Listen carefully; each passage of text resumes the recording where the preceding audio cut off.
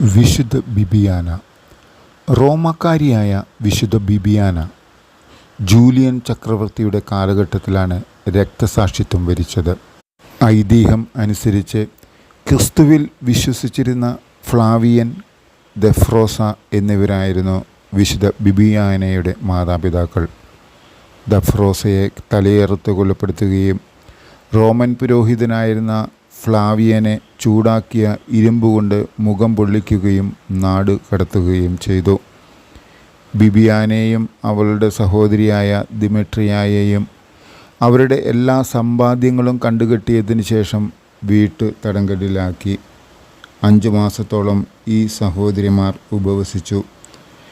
അവരെ ന്യായപീഡനത്തിന് മുമ്പിൽ ഹാജരാക്കിയപ്പോൾ വിശുദ്ധയുടെ സഹോദരിയായ ദിമെട്രിയ അവിടെ വെച്ച് മരണമടഞ്ഞു.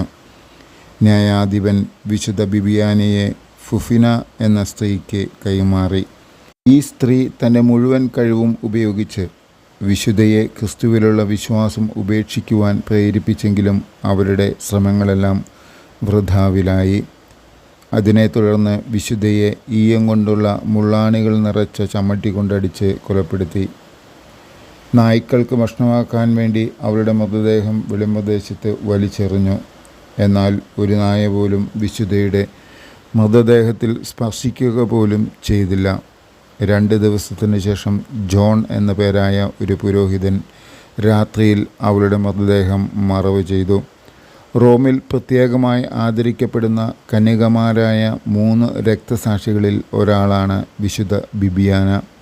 വിശുദ്ധ സെസിലിയായും വിശുദ്ധ ആഗ്നസുമാണ് മറ്റ് 2 പേർ.